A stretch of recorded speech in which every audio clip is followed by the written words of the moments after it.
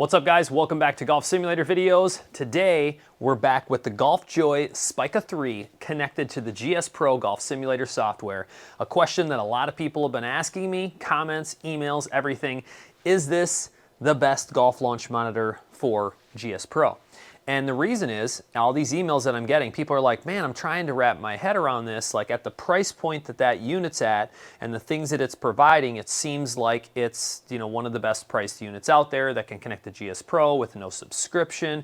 And the way I'm looking at it is I think that they're right. I mean, depending on what your needs are, and if you lay those out and it's, you know, it fits this golf launch monitor, it may be a unit that fits you perfectly. I mean, the no subscription is definitely attracting a lot of people. I've talked to a lot of people about that. GSPro connection is very important. I want to talk a little bit about that. So I'm connected via Ethernet. That seems to be like the go-to way that they have this connecting to a PC. So I do want people to understand that. The battery lasts forever. So you're not going to have to worry really about battery. I mean, I'm talking like 7 or 8 hours. So you could just plug it in every once in a while if you need to. I doubt you're in your sim for 7 or 8 hours at a time. If you are, you might want to check your calluses. Other than that, the connection is very simple. Once you get the Ethernet connection established, they give you documentation for that. They have a GSPro adapter tool. It just puts an icon on the desktop. You click that, and then it automatically opens GSPro and everything for you, and you're connected and good to go. So I just want to make sure everyone understands, you know, the use of that. But I just want to start by making some shots. I just want you to, you know, just kind of see everything in action, some shot shaping and things. You'll see that it's white right now. Probably is just gone to sleep. I'll just move the ball, and then you can see it goes back to green. Just try to hit a standard 8-iron down there, and we're going to do chipping, putting, all that stuff. I think the big thing that everyone always wants to know and see is if it's like seamless, and I think that it's very seamless. I think that I hit my 8-iron a little bit too far there for that pin location. I think that there's a tiny delay between the unit and GSPro. Maybe I can report that to them and they can tell me what they think of, you know, why there is that tiny delay. I don't know if it's necessary or not, if it's just how the unit's reacting. I just want to maybe lengthen that just a little bit just for where that was landing. And I don't know where the firmness is on the green, but I can always try to hit a cut down there. Let's try to do that. Maybe take a little distance off.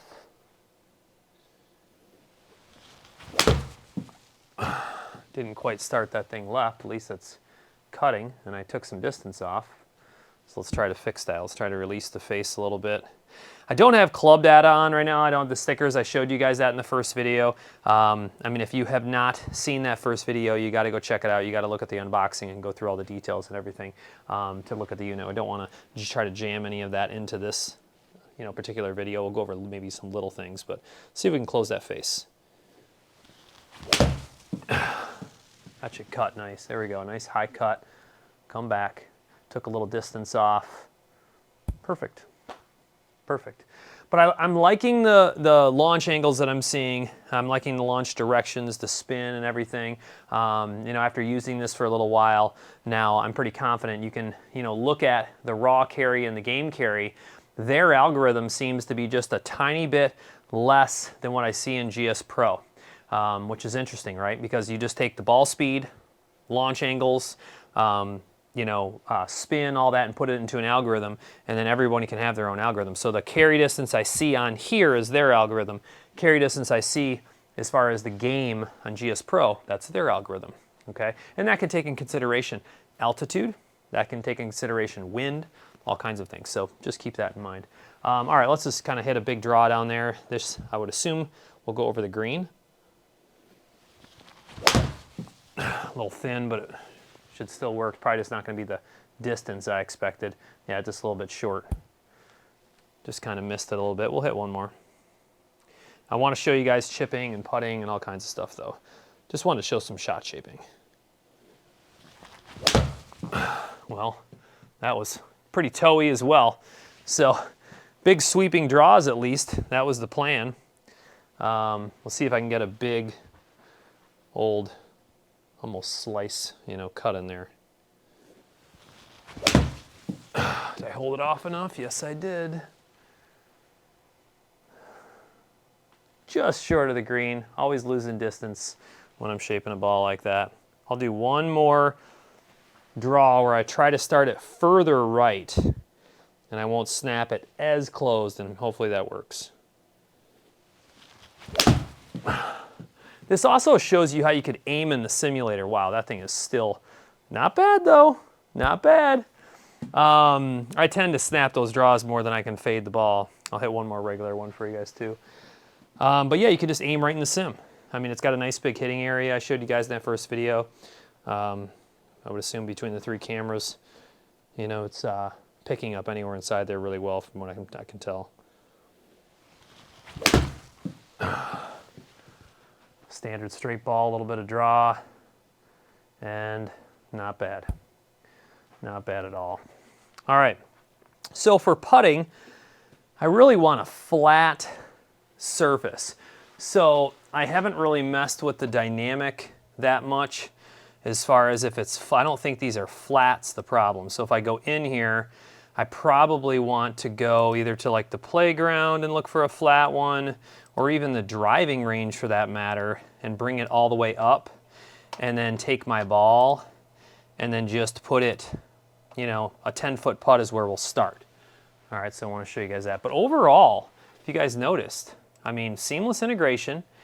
If anything, a tiny little delay. I don't know what that little red marker is that showed up. Let's see if it disappears. Make sure this is all locked in. It is. 10 feet. My stimp is pretty close to my turf. That was a little soft. A little soft to get started. I don't know why. You can see where it ended up. I need to make it to my screen if I want to go 10 feet. So wake up and hit the ball the right distance. Almost a little too much the second time, but pretty good. All right, so I'm going to show you guys a couple short putts as well, because this thing can really go down short.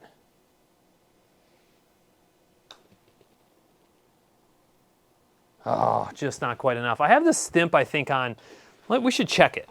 I think it's on like 9 or 10, and I'm used to playing, I want to say it's at like 11. You can do this on the fly when you're on the range. So let's go to course setup. Yeah, I bet you 10 is more spot on for my turf. My turf rolls a little over a 10. So let's see if we can get a little more used to that.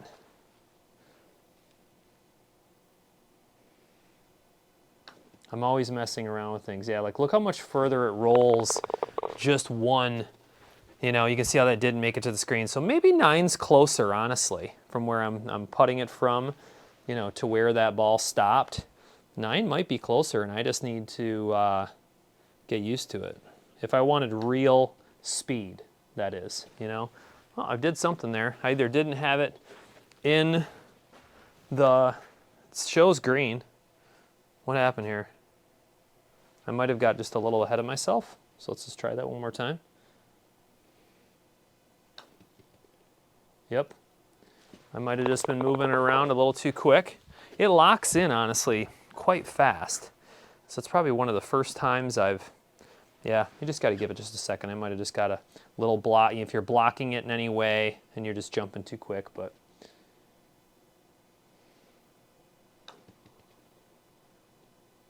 Oh, sure enough, launch direction, 0.9 to the left, just enough. Now let's shorten it down.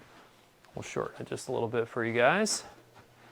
Let's go maybe down to like, if you're really gonna play, you know, limited gimmies and you need to hit it 4 feet, how easy is it to hit 4 feet? No problem. Now let's just try to roll one like a foot and see what happens. We're locked in.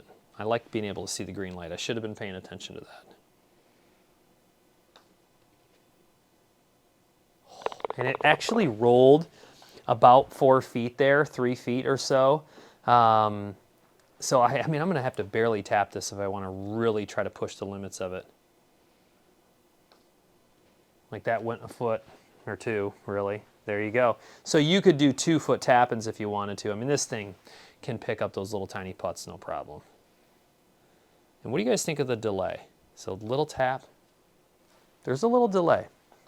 It's kind of a little easier to see it on putting than it is in the full shots. It's not bad by any means. All right, so let's do this. Let's use a course for some chipping. We'll just go to practice, on-course practice. Let's go to like most popular, and let's go, like I don't know what's new or not. I mean, there's all kinds of things. This is the most popular, not necessarily. Maybe we go to newest and just see what's out there. I don't know anything about this Conway Farms. I have not played that yet. I haven't downloaded it yet. If that downloads really fast, we could go out there and check it out, you know, together for the first time. Man, it's ripping pretty fast. I've got, you know, gig speed internet here. So, and then you can see these are verified collections. So you got Tobacco Road, Bootleggers Lair.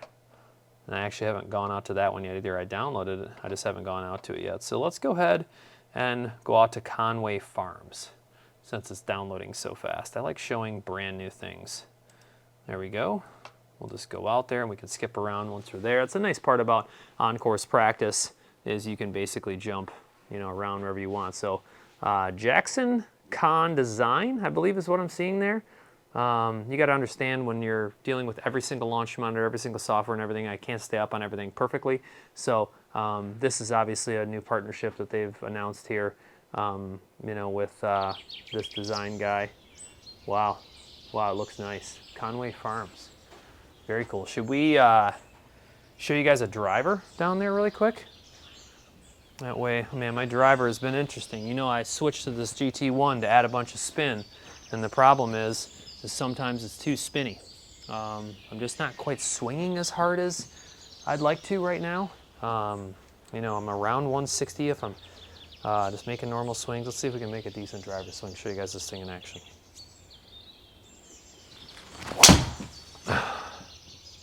Just kind of snapped the face a little bit. Yeah, 158. So I'm on the left side. And see the spin? I hit that low on the face. That's the problem. If I go low on the face, I get too much spin from my driver. When I was going higher on the face more consistently, I was hitting knuckleballs that were falling out of the sky. So it's definitely worked to add spin, but I really have to hit it well, is what I've noticed. So let's go ahead and see if we can maybe get this thing. It'd be cool if I could hit a cut around there. Let's see if we can hit a cut.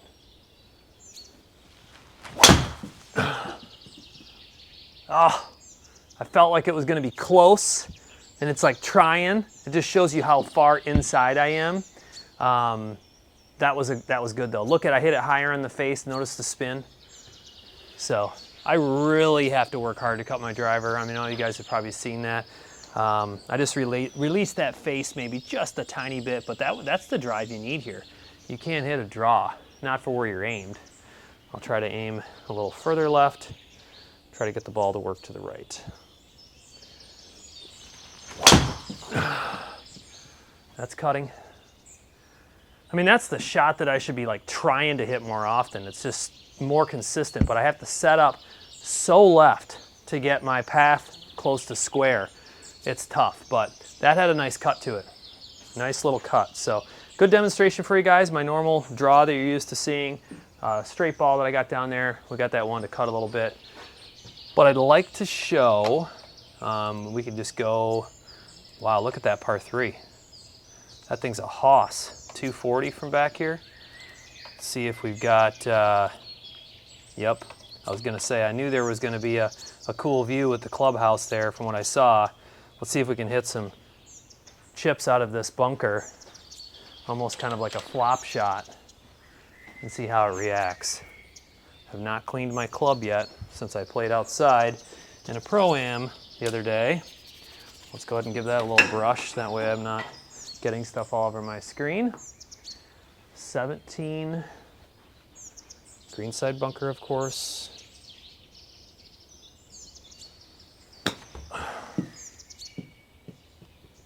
Oh yeah.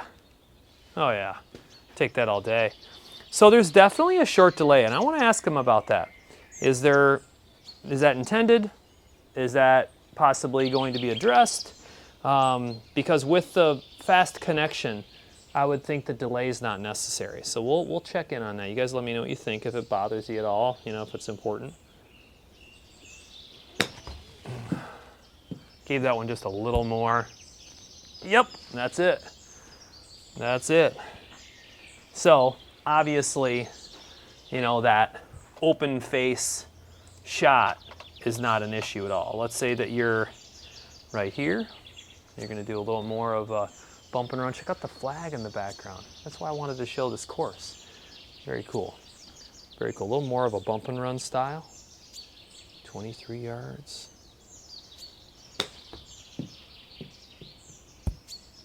Oh yeah.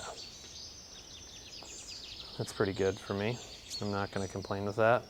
I have a little bit of hill to work with there, and I could aim a little bit left because when it's down on the ground, it's starting to break right, as you can see. That was a little low on the face. Yeah, not as much spin, but worked out really well. Really well. You just catch those a little thin, and you know, the spin, I'm assuming, was a little bit, I mean, sometimes that right low on the face is the hot spot for spin. So, I mean, 31.48, that's not that bad.